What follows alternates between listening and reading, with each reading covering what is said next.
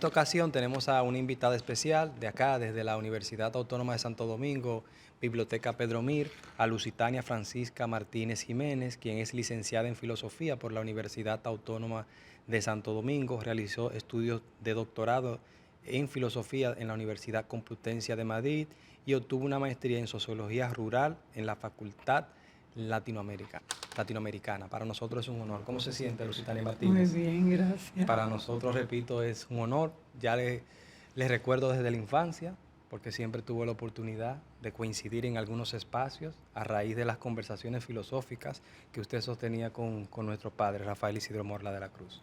Así es. Sí, y siempre veía esas grandes inquietudes filosóficas que usted tuvo. Y ya hace unos años había leído de usted ese famoso libro de Palmasola. Y siempre me preguntaba qué le motivó primero a estudiar la carrera de licenciatura en filosofía. Ya hace cierto tiempo de eso. Sí. ¿Qué le motiva a incursionar? Vladimir, no me ponga tan vieja. ¿Cómo fue esa juventud? Pero obviamente sí, ya tengo cierta edad y la verdad que yo primero iba a estudiar psiquiatría. ¿Psiquiatría? Mejor dicho, medicina. Bien. A mí creo, y ya lo dije en otra entrevista, me gusta mucho, iba a decir me gustaba, ayudar a la gente. Entonces yo encuentro que a través de la medicina, para luego cursar la psiquiatría, Sí, que es una forma un requisito muy buena para ser solidario con la gente, que no necesariamente tiene que estar loca para recibir ayuda. Entonces yo quería estudiar psiquiatría, pero una amiga de San Cristóbal que trabajaba aquí, una vez, como me veía un comportamiento muy reflexivo y hablando cuestiones muy abstractas, sin pedirme permiso, me inscribió en filosofía. Esa fue Naya Olimpia Pereira. ¿Para qué época? Eso fue antes de los 70, por supuesto. Pocos años después de la Guerra de Abril. Claro. Bueno, un año antes de la Guerra de Abril, entonces, yo había entrado con ese sedazo del movimiento conservador que había en la UAS, que se le aplicó a muchos estudiantes del país. Yo fui de las pocas gente que pasó ese examen tan fuerte y me metí en el llamado CUEC, que no es el Q. Vino la revolución, vino el movimiento renovador y entré al Q. Entonces, no entré al Q. ¿Era como un sedazo? Entré, era un sedazo el QE, el anterior al Q. Como yo estudié filosofía, como entré a filosofía, no tuve que hacer Q, entré directamente. ¿Por qué entré a filosofía? Lo acabo de decir, porque esta muchacha vio en mí un comportamiento muy contemplativo. Ya, pues esta es una filósofa como los griegos antiguos. Lo relacionó más a esa contemplación, lo relacionó a la filosofía. Claro. ¿Cómo era la Universidad Autónoma de Santo Domingo para esa época? ¿Cómo era la escuela de filosofía para esa época? Bueno, estamos hablando de década 60. Mira, era como en todo y como en todas las épocas y como en todos los programas, una escuela con buenos, con regulares y con mediocres profesores. Yo tenía a Andrés Avelino, tuve la suerte de tener a Tío Tongo, Juan Francisco Sánchez, que lo debes conocer porque lo habrás leído en otro lugar y lo tengo en este libro último que hice, que fue mi maestro. Y era una universidad realmente interesante. Con el paso del tiempo, a mí me parece, si lo comparo con la universidad actual, que era de una solemnidad académica mucho mayor, en el sentido de que era más exigente que ahora. Aunque yo siempre he dicho que la exigencia no la da el profesor, sino el alumno. Y yo en ese sentido, pues estudié filosofía, autoexigiéndome una serie de cosas que me buscaba yo misma, aunque me la diera el profesor. Si no me la daba, yo estudiaba por mi parte, siguiendo todas mis inquietudes. ¿Y cuáles fueron esas principales obras? ¿Cuáles fueron esos principales intelectuales que usted conoció mientras estudiaba la carrera de licenciatura en filosofía acá en la Universidad Autónoma de Santo Domingo? Sí, Aida Cartagena, Portalatín, Tirso Mejía Ricard, Andrés Avelino, Francisco Sánchez y otra serie de profesores. Óyeme, ya han muerto. Qué cosa más grande. Eso habla mucho de mi edad. Exacto. Y entonces, maestra, ese libro, este famoso libro que usted escribió, para mí importantísimo, el libro de Palmasola. A ver, porque aquí tenemos en esta obra que toca aspectos relacionados a la historia, relacionada a la filosofía y en cierto punto relacionado a la sociología. Y usted lo viene a escribir ya para más o menos 91, creo que salió publicado. Sí, 1991, quizás un poquito más. Háblenos de esa obra. Tiene antropología y Sartre dice que lo que más se parece a la filosofía es la antropología filosófica. Es un libro importantísimo porque yo no le di una visión ni periodística ni folclórica.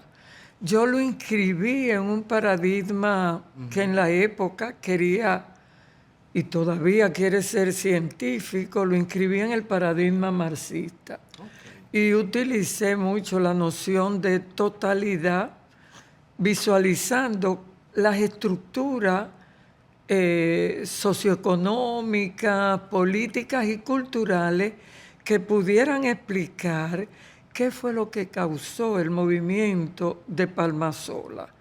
Entonces, yo a eso, a pesar de los prejuicios, Vladimir, que había en la época respecto a Palmasola, prejuicios morales, raciales, clasistas, de que se le consideraba un movimiento prepolítico, no político, insignificante, alucinante, etcétera. Yo, sin embargo, dije, no señor, en ese movimiento importante hay tres respuestas.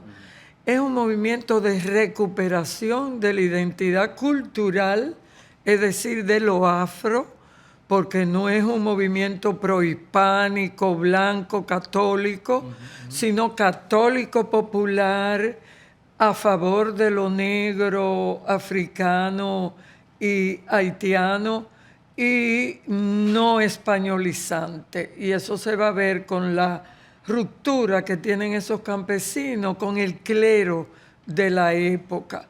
Entonces yo dije, no, este es un movimiento de identidad cultural importante, un movimiento social, contestatario, vehiculada esa simbología contestataria en lo religioso, porque fue un movimiento mesiánico que continuó a Liborio allá a principios de siglo, 1908-1922, hasta llegar a Palmasola. Entonces, a mí me parecía que debía profundizar en ese asunto. Entonces, como movimiento contestatario, ellos se oponían al Estado, al clero, a los yanquis, a la tecnología, a los científicos. ¿Pero cuál es esa forma de oponerse? A través de ritos, de los ritos que yo te puedo hablar ahorita, de esos ritos y además de su material, que me hicieron a mí la privilegiada en concedérselo y que la ciencia oficial, la antropología oficial llama literatura del descontento. Tú agarras ese material, miras sus salves, mira sus oraciones, mira sus ritos, sus dibujos. Yo hice que le estudiara Odalis Pérez, La Salve, de una manera hermenéutica, semiótica, etc. Tú te das cuenta que ellos se resistían, pero no es una resistencia canalizada por la racionalidad moderna, es otro tipo de racionalidad. Lo que pasa es que el positivismo está acostumbrado a ver que los grupos manifiestan su resistencia a través de la racionalidad moderna. Esta es una racionalidad distinta, vehiculada, como digo, su simbología a través de los religiosos. Entonces yo estudié esa literatura del descontento, pero como movimiento contestatario, social y mesiánico, yo me di cuenta que tenía 3 características como mesianismo.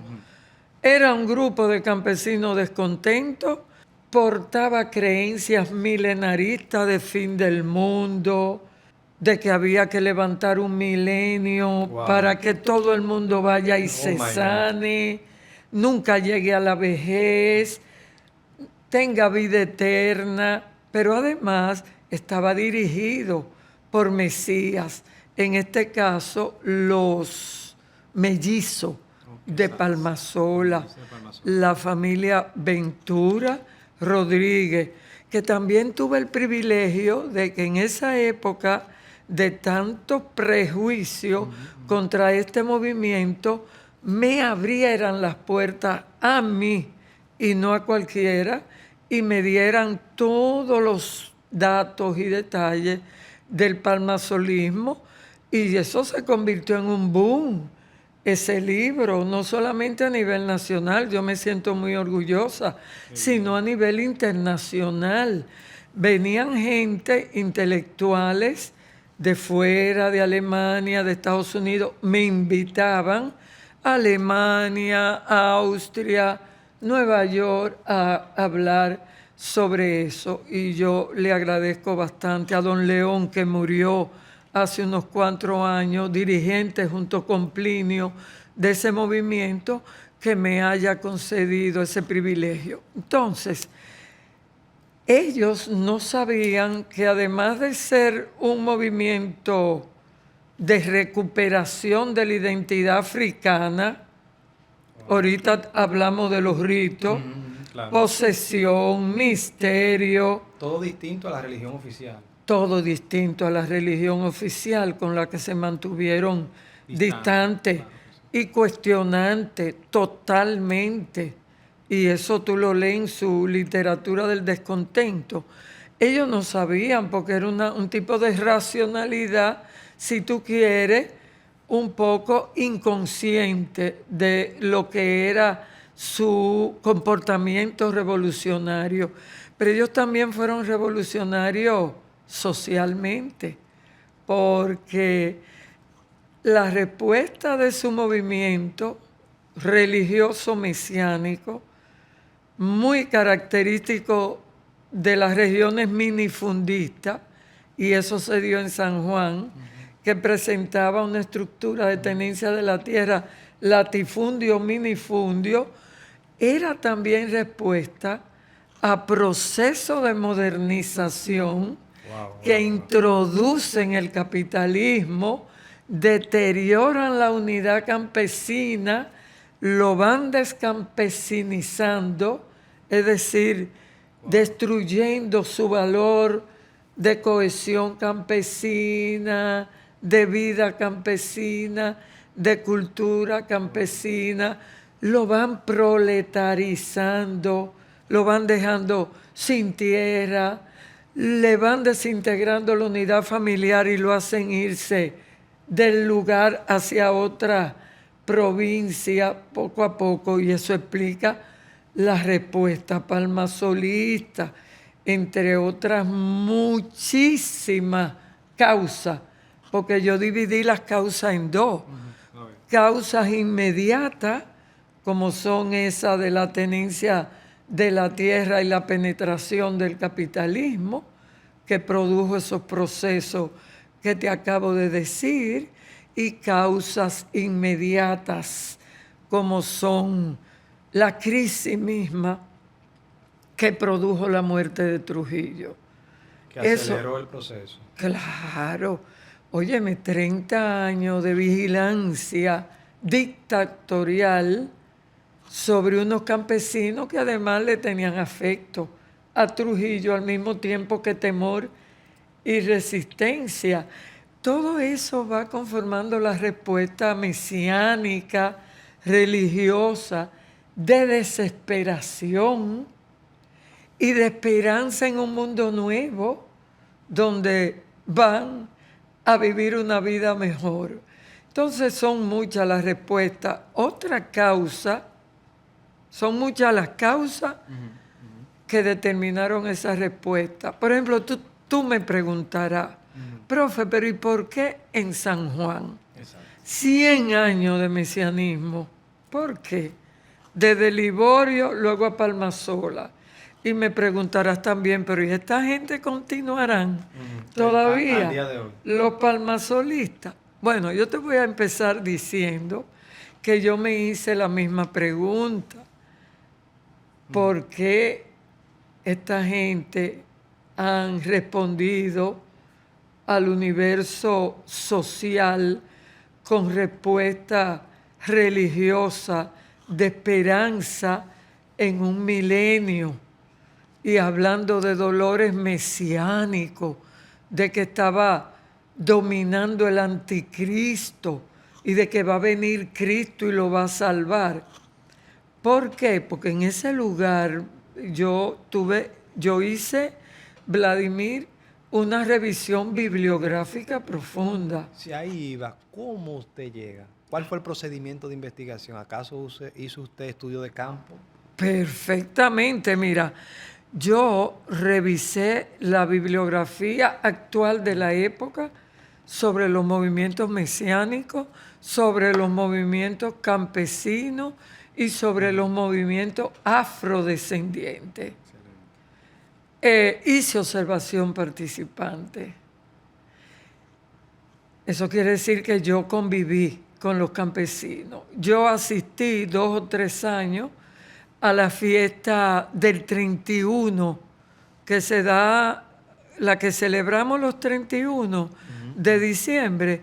Ahí se celebra un rito fabuloso en donde se baila la comarca o ejecución, entran en trance, al otro día hacen adoración a San Nicolás del Sol, San Nicolai del Sol, etc. Yo, Vladimir, revisé los expedientes jurídicos que condenaron a los palmasolistas después del genocidio, porque los atacaron y murieron muchísimos y los metieron presos. Yo fui y revisé esos expedientes buscando si era verdad que los mellizos de Palmasola preñaban las mujeres, como se dijo. Porque se dijo que ese era un movimiento en donde había orgías sexuales, donde los mellizos se acostaban con muchas mujeres, con niñitas, y las niñitas salían preñadas. Ahí yo no vi un solo, y yo manejé muchos expedientes jurídicos, yo no vi un solo expediente en donde se dijera que los mellizos habían tenido un lío. Aparece un lío de embarazo, pero nada que ver con los mellizos, a los que se les tenía prohibido tener sexo hasta con sus propias mujeres. ¿Y a qué se debe esa posición negativa? ¿Por qué ese rechazo? ¿Por qué de la población?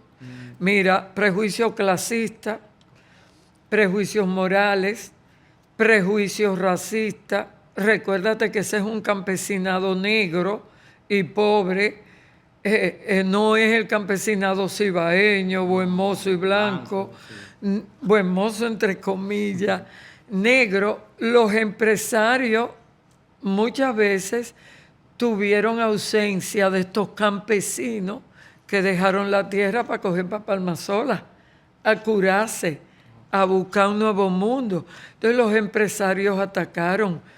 Los católicos de la iglesia tradicional atacaron. Acuérdate que estamos muy cerca del concordato. Trujillo le dio mucho dinero a la iglesia católica. Y solo en 1960, que aparece la famosa carta pastoral, es que la iglesia va a romper con Trujillo. Pero mientras tanto era un clero burgués, además racista, además extranjero, puertorriqueño, cubano, etcétera. Entonces, hasta los de izquierda no creían en el movimiento de Palmasola, Vladimir. O sea, yo creo que fue un estudio que rompió Corozo. Yo tuve una resistencia grande. La suerte. ¿Resistencia en qué sentido? Bueno, porque no todo el mundo quiso publicarlo. Wow. Luego sí, la CDE lo publicó. Un centro que había en donde estaba Miriam Camilo Recio, que ahora trabaja en educación, Natacha Calderón, estaba el hijo de Juan Isidro Jiménez Grullón. Esa gente me abrió las puertas y lo publicó. Y te digo, se hizo un boom. Y tuvo buena receptividad. Total, Nacional e internacionalmente. Y quien lo niegue quizás no ha leído la obra, porque la obra es una combinación, como te digo, de una serie de investigaciones. Por ejemplo, ahí yo planteo por qué se da en ese lugar. Exacto. Que fue lo que te iba a decir ahorita. Y además yo planteo que la religiosidad del lugar del suroeste, como acostumbran los antropólogos de este país, no debe llamarse vudú dominicano, sino liborismo. Wow, ¿por qué? ¿Por qué? Muchas razones. Voy a ver si recuerdo alguna. Número 1. ¿Dónde vino la migración negra? ¿Vinieron los negros al país aquí y cuándo fueron a Haití? Primero vinieron aquí, siglo XV, se dice que en el siglo XVI, pero hay quienes son más arrojados y hablan hasta del siglo XV, que habían algunos negros como Carlos Esteban Davis, pero digamos que fue en el XVI. En Haití fue en el XVII. Cuando llega lo negro, pero además para sincretizarse en un catolicismo francés y no español como aquí, ya aquí tenemos un siglo con lo negro, con lo africano procedente directamente de Haití y no, digo, de África, perdón, sí, sí. de Bantú, no sé, de una región que no es la haitiana, porque los negros haitianos vinieron de Dahomey. Entonces, mi idea, pero que nunca me la han cuestionado los antropólogos, es que aquí el sincretismo con lo negro africano directo, como dice Fradique y Jung Rosenberg, se combinó con lo español y pudo entonces darnos una religiosidad popular, católica, con una africanidad directa, pura, que no es vudú. ¿Eso quiere decir que nuestra religiosidad no muestre rasgos vudú? No, muestra rasgos vudú, porque aquí vinieron muchos sublevados haitianos negros, cuando la intervención americana a Haití, y además nosotros estamos muy cerca. Por supuesto que hay vudú haitiano mezclado en la religiosidad, pero aquí no se ha hecho un estudio de aplicando un método etnológico o etnográfico, antropológico, que separe los rasgos culturales y ver estos rasgos negros vienen de Haití, Estos rasgos negros vienen de África. Hay mayoría vudú haitiana, por tanto vamos a llamarle vudú, o hay mayoría africana directa. Por lo tanto, señores, si no se ha hecho ese estudio, déjese de hablar de que es vudú y vamos a llamarle olivorismo, que es un modo de religiosidad tan arraigada hace más de 100 años en esa región. Y si vamos al día de hoy a esa región, ¿cómo se expresa eso? No, yo creo, primero yo no he ido, entonces no tengo capacidad intelectual ni moral para darte una respuesta definitiva de si está aflorando a la región, como tú preguntas, una respuesta de crisis mesiánica. No lo puedo decir. Hay en la región suroeste actualmente un contexto de crisis y de causa que yo encontré muchísima. Es una lástima que no nos dé tiempo a hablar de tantas. Yo encontré más de 12 causas que provocaron la respuesta mesiánica. ¿Existe hoy? No. Ok. ¿Te entiende que no? Sin embargo, yo entiendo que hay muchos profesores, inclusive universitarios, liboristas, que se bautizan, que van a la agüita de Liborio, que defienden a Liborio. Hay mucha todavía literatura. Casá, un poco apoyándome, ha estado escribiendo mucho más que de Palmasola sobre el olivorismo, que aunque están conectados son cosas diferentes. Entonces, yo creo que hay ahora mismo cierta frialdad porque hay una compenetración que no había con la religión tradicional, la tradición católica tradicional y el campesinado incluso olivorista. Lusitania, maestra, ¿qué le lleva a usted a vincularse al estudio feminista?